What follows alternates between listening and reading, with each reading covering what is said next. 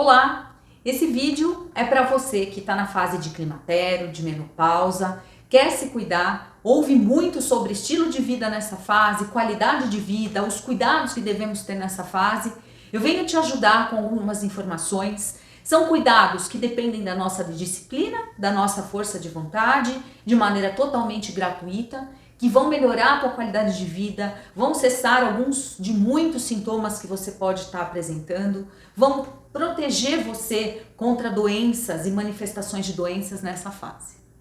Meu nome é Fernanda, eu sou médica ginecologista e esse vídeo é para você que quer saber como melhorar o estilo de vida no climatério e menopausa.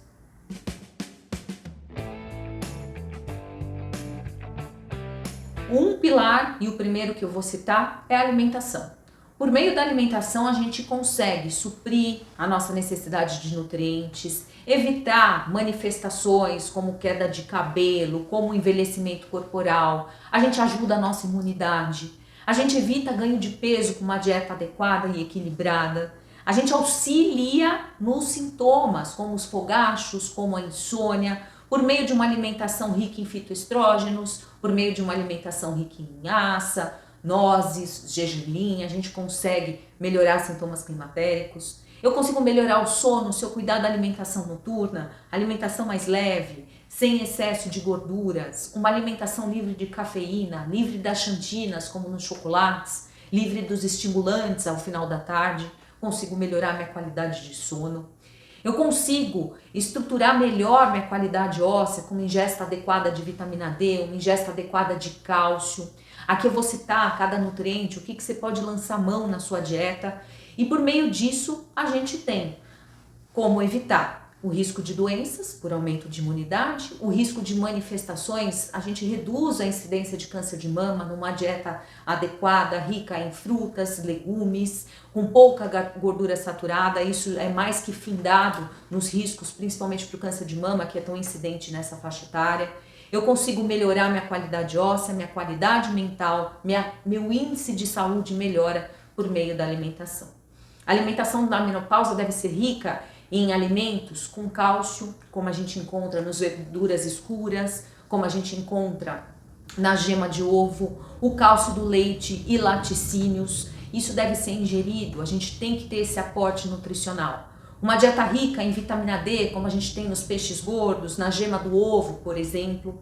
Dieta rica em complexo B, a gente acha o complexo B de ácido fólico, por exemplo, em frutas, legumes, morango, abóbora, coisas do dia a dia, alimentos fáceis de encontrar no dia a dia. O complexo B presente na carne animal, presente na gema de ovo, presente nos peixes, principalmente os peixes gordos. Uma dieta suficiente em complexo B é muito importante, principalmente para o fator cognitivo. Nosso cérebro precisa desse complexo vitamínico. O ômega 3 também presente nos peixes, nos óleos bons. O zinco presente em oleaginosas, presente na nossa alimentação, tudo como forma antioxidante, protetora de doenças, fortalecedora de imunidade.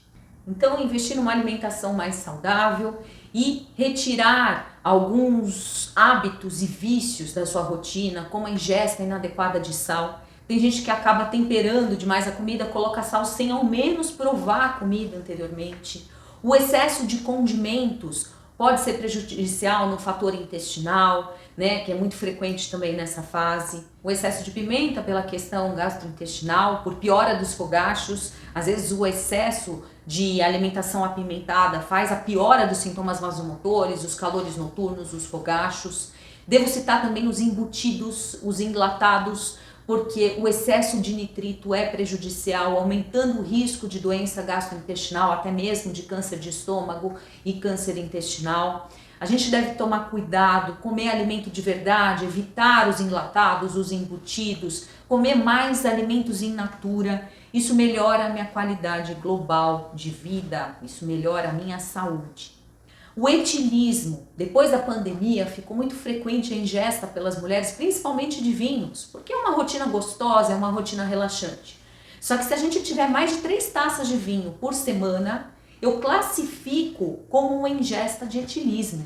Isso acaba aumentando o risco de doenças. Câncer de mama aumenta nas pacientes que fazem uso constante de álcool, então a gente deve tomar cuidado também.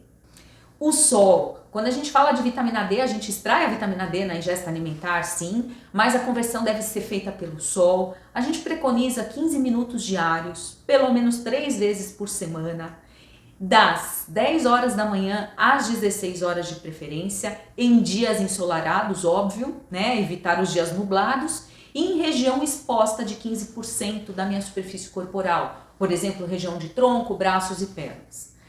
Dependendo da região onde essa pessoa mora, dependendo da disponibilidade dela, fica muito complexo a gente orientar o sol como uma fonte única de vitamina D junto com a alimentação. A vitamina D é uma vitamina, na verdade, é um hormônio que merece atenção e muitas vezes sim a gente precisa suplementar esse fator justamente pela dificuldade que mesmo com disciplina, mesmo com força de vontade, a gente possa encontrar para fazer essa exposição solar, para fazer uma adequada absorção. Atividade física é um tema muito importante, tanto quanto a alimentação. Há uma diferença brutal nas mulheres que entram no climatério e têm hábitos de atividade física quando comparadas com as sedentárias. Desde a sintomatologia, os sintomas diferem completamente. A atividade física é um fator protetor para os sintomas vasomotores, para os sintomas psiquiátricos como a depressão, como a ansiedade. O controle de peso com atividade física ele é muito mais adequado, evitando a hipertensão, evitando aumento de glicemia, evitando o risco cardiovascular que a gente tem depois da menopausa. A atividade física ela pode ser testada em vários parâmetros, em vários perfis de atividade. A gente costuma falar que a atividade física ela serve para o comportamental, para o nosso psicológico, para o nosso cardiovascular e para a nossa proteção de osteoporose, proteção metabólica, melhora de metabolismo. Quando a gente fala em melhora metabólica e quando a gente fala em proteção de osteoporose, a atividade física deve ser feita em impacto. É atividade física em musculação, que tem impacto com o solo, que tem força por meio de pesos. Atividade aeróbica como caminhar, correr, como dançar é muito importante, mas é mais para uma proteção dos sintomas, do estado emocional. Elas não são tão eficazes para a proteção da massa óssea, prevenindo a osteoporose, e já não são tão eficazes para produção muscular, para fortalecimento muscular, que é um nobre que a gente deve priorizar nessa fase. Quanto mais músculo no climatério e menopausa, melhor minha condição de saúde nessa fase e daí em diante. A Organização Mundial de Saúde determina que sai do sedentarismo quem faz 150 minutos semanais de atividade física. Ou seja, 50 minutos, 3 vezes por semana, para a gente classificar uma pessoa como não sedentária. Isso é muito importante, isso é fundamental para quem entra no climatério na atividade física, sente o benefício que ela traz, e para quem entra no sedentarismo, introduzir uma atividade física na rotina faz uma diferença brutal na qualidade de vida. Então vamos reforçar, vamos pensar no ganhar e manter músculo. Então o que seria eficaz do ponto de vista metabólico e protetor de doenças e hipertrofia muscular? Musculação, atividade HIIT com peso, exercício muscular. Dançar, correr, hidroginástica, yoga, o pilates convencional, eles servem para um psicológico, eles poderiam entrar como um adendo, um complemento na atividade física de uma maneira muito benéfica.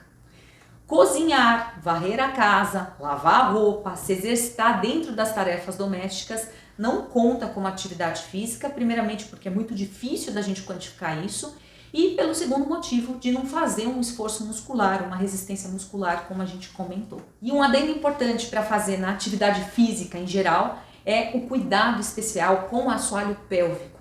O assoalho pélvico é um assoalho que sofre influência dessa queda de estrogênio, predispondo a enfraquecimento, as incontinências urinárias, as disfunções sexuais. Então, os exercícios de assoalho pélvico são fundamentais juntamente com os exercícios musculares em geral.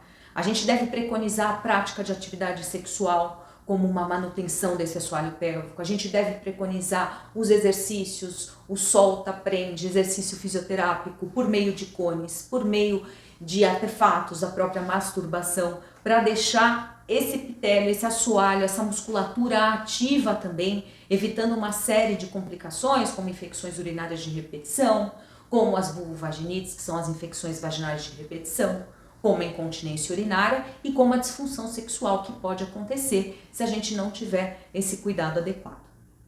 Hábitos e vícios. Quando a gente fala em hábitos e vícios, a gente fala do etilismo, como eu citei. 3 taças de vinho por semana seria o limite. A partir daí a gente pode classificar como ingesta inadequada de álcool, aumentando o risco, piorando meus sintomas, piorando meu metabolismo, piorando o meu psicológico, tudo aquilo que o climatério acaba trazendo e que, se a gente for eficaz e tiver uma disciplina, a gente consegue reverter.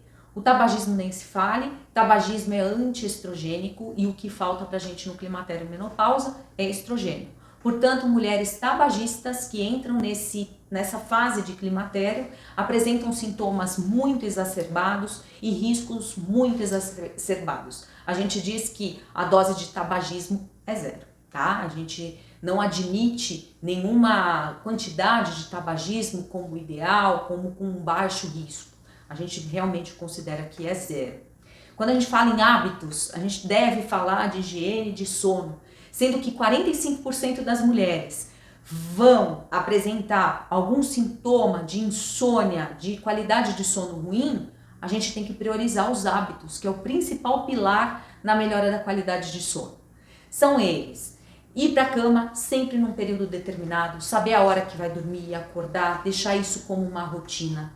Evitar estimulantes, cafeína, chocolate 3 horas antes de dormir. O ideal seria evitar ao longo da tarde toda para não atrapalhar a qualidade de sono. Ter como meta algum hobby, algum relaxamento noturno, como um banho quente, como um creme hidratante, como uma massagem pré-sono seria ideal. Evitar o uso de telas de LED, a luz azul, pelo menos 3 horas antes de deitar. Existe o péssimo hábito da gente ir para a cama, que já é contraindicado. A gente orienta que se vá para a cama quando for realmente dormir e não esperar o sono chegar já deitado, olhando o relógio. E quando vai para a cama, usa a luz de LED, fica em contato com a luz azul.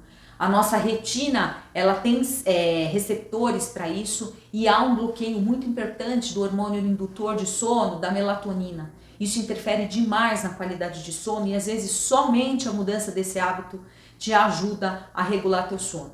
Quem dorme bem tem uma qualidade de vida boa. Quem dorme bem tem menos sintomas, tem menos riscos de saúde em geral, e isso é mais que comprovado. Resumindo essa questão da higiene de sono, a gente fala da luz de LED, que é a luz do espectro que mais interfere na melatonina. Mas aqui é válido para todo tipo de luz, a luz branca, qualquer iluminação dentro do quarto seria fundamental ser bloqueada, né? Para a gente ter uma boa qualidade. Então, ter um horário pré-definido para dormir e acordar de preferência com a luz do sol, se possível, ter um meio de relaxamento pré-sono, uma rotina de um banho quente pré-sono, evitar alimentos pesados, evitar estimulantes antes do sono, e aqui também serve para o exercício físico. A gente sabe que o exercício físico traz uma gama de benefícios, inclusive para a qualidade de sono, mas ele deve ser feito por além de 3 horas do horário de dormir. Se a gente deixar para as últimas 3 horas do dia, pode sim influenciar na qualidade de sono. E o ideal é ir para a cama no horário de dormir, sem nenhuma luz ao redor, para não ter influência da melatonina. Aqui eu digo para indução do sono e para manutenção de sono, né? Que são as 2 manifestações mais importantes na fase de climatério e menopausa. Às vezes consegue pegar no sono, mas não consegue manutenção, existe o despertar precoce, enquanto em outras vezes, pelos calores, pelos sintomas, tão pouco dormir, não consegue nem aprofundar o primeiro sono da noite. Um outro item é a hidratação. A gente nota na menopausa um afinamento de pele mais ressecada, mucosas mais ressecadas no geral, boca seca, olho seco. A hidratação é fundamental, a gente preconiza pelo menos 2 litros de água ao dia, em formas de chás, de água, de sucos, mas deve ser priorizada a hidratação. Muita gente passa o dia sem sequer tomar um copo de água e isso na menopausa deve ter uma atenção especial, principalmente por essa manifestação que a gente tem das securas gerais, esse déficit de lubrificação em geral. E por último, eu quero falar sobre o estímulo mental. É muito importante o estímulo mental nessa fase. Uma das queixas mais frequentes são as alterações de memória, as alterações na concentração, que a gente fala de fog cognitivo.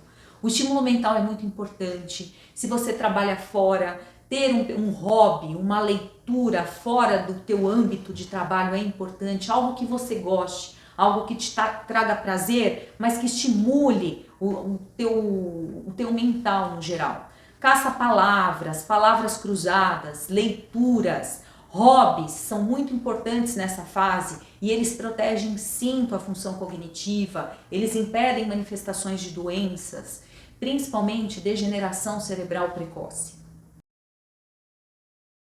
E para concluir, isso é qualidade de vida, isso é bem-estar, isso é autocuidado, esse é nosso papel. Muito mais fundamental, talvez, do que qualquer prescrição médica, do que qualquer medicação que você possa usar. O cuidado com o teu corpo, um organismo saudável, uma mente sã, é uma fase de descobertas, é uma fase onde a gente está trocando de emprego muitas vezes, ou saindo do emprego para novas descobertas, uma rotina de viagens, o que você quiser fazer. Esse é o pilar fundamental. Depois, as prescrições, os cuidados médicos são secundários a esse papel, essa sua disciplina, esse cuidado. É isso que vai te gerar longevidade. E longevidade com qualidade de vida, com prazer em viver, com saúde. Combinado? Eu espero você nos próximos vídeos e até a próxima!